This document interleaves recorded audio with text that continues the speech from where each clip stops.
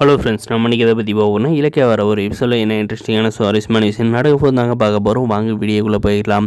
சரியான அடி தாங்கிய போல் இருக்க இந்த அஞ்சலி எவ்வளோ அடி வாங்கி வந்து கொஞ்சம் கூட வந்து ஃபீலிங்ஸே இல்லாத இருக்காங்க. இந்த டிவோர்ஸ் பத்திரத்தில் வந்து கையெழுத்து போட்டு வீட்டுக்கு போனதும் பார்த்திங்கன்னா நம்மளுடைய மாசிலாமணி நம்ம லட்சுமி பார்த்திங்கன்னா நம்ம மாசிலாமணி அஞ்சலி சிந்தாமணி நீங்கள் இந்த வீட்டுக்குள்ளே வந்தீங்களான்னு காலை விட்டுருவோம் அப்படின்ற மாதிரி வந்து சொல்கிறாருங்க.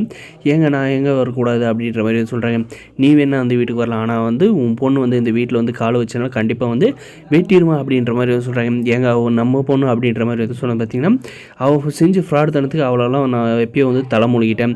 நீங்கள் 2 பேரும் சேர்ந்த ஃப்ராட் தனம் பண்ணது எனக்கு வந்து தெரியாது. நெகிழியில் ஹாஸ்பிட்டலில் என்ன நடந்துச்சுன்ற வரைக்கும் எனக்கு வந்து தெளிவாக வரும் தெரியும் அப்படின்றதும் சொன்னதும் பார்த்தீங்கன்னா இன்னும் அந்த இலக்கியம் வந்து ஃபோன் பண்ணி சொல்லிட்டாளா, லட்சுமி உன் மகளுக்கு வந்து இதே வேலையா, இங்கே இருக்கிறது அங்கே சொல்கிறதும் அங்கே இருக்கிறத இங்கே சொல்கிறதும் உன் மகளால் தான் என்னுடைய மகளோட வாழ்க்கையே வந்து போயிருக்கு. எப்பயுமே வந்து என் மகளை வந்து நிம்மதியாக ஏற்க மாட்டிங்களா அப்படின்ற மாதிரி வந்து கேட்குறாங்க. நான் வந்து எதுவுமே வந்து சொல்லலை, ஆமாம் அண்ணனே தான் வந்து ஃபோன் பண்ணி கேட்டார் அப்படின்ற மாதிரி வந்து சொன்னதும் பார்த்தீங்கன்னா ஓ அப்போ நீ வந்து உன் அண்ணன் கையில் சொல்லி தான் வந்து அவர் ஃபோன் பண்ணியிருக்காரு. என் மகளை வந்து நீ உன் மகளெல்லாம் சேர்ந்துக்கிட்டு எப்படியும் வந்து அழிக்கணும்னு வந்து திட்டம் போட்டீங்க. நீ வந்து இந்த வீட்டில் இருந்துட்டு எங்கள் வீட்டில் வந்து கரையாக அரைக்கிற மாதிரி வந்து அரைச்சிக்கிட்டு இருக்க என் பொண்ணை வந்து எப்படியோ வந்து உன் பொண்ணை வச்சு அவள் வாழ்க்கையை வந்து முடிச்சு விட்டுல இன்னும் வந்து சும்மாவே விட மாட்டியா அப்படின்ட்டு வந்து இந்த சிந்தாமணி சொல்கிறதும் பார்த்தீங்கன்னா எங்கே நீ வந்து என் தங்கச்சி கையில் எதுக்காக பேசுகிற அப்படின்ட்டு பார்த்தீங்கன்னா சிந்தாமணிக்கு வந்து லெஃப்ட் ரைட்டு விடுது.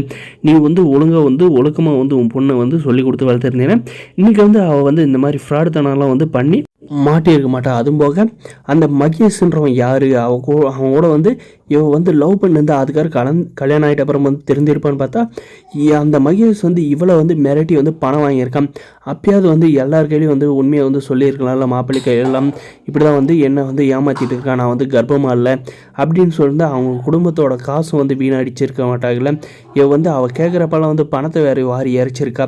இல்லை மாப்பிள்ளை கையில் சொல்ல பயமாக இருந்தால் நம்மக்கிட்ட வந்து சொல்லியிருக்கேன், நம்ம வந்து சம்மந்தி வீட்டில் வந்து எப்படி பேசணுமோ அப்படி வந்து பேசி அவங்கள வந்து சமாதானப்படுத்தி இவளை வந்து வாழ வச்சிருக்கலாம். இப்போ அதுக்கான வாய்ப்பே வந்து இல்லாத பண்ணிட்டா. இவெல்லாம் வந்து சத்தியமாக வந்து இனிமேல் வந்து மாப்பிள்ளை கூட வாழ மாட்டா அப்படின்ற மாதிரி சொன்னது பார்த்திங்கன்னா ஆல்ரெடி அந்த கௌதமி இலக்கியா எல்லோரும் சேர்ந்துக்கிட்டு வந்து என் மக கையில் வந்து இந்த டிவோர்ஸ் பத்திரத்தில் வந்து கையெழுத்து வாங்கிட்டு தான் வந்து அனுப்பியிருக்காங்க. கண்டிப்பாக வந்து இந்த டிவோர்ஸை வந்து நான் வந்து நடக்க விட மாட்டேன்.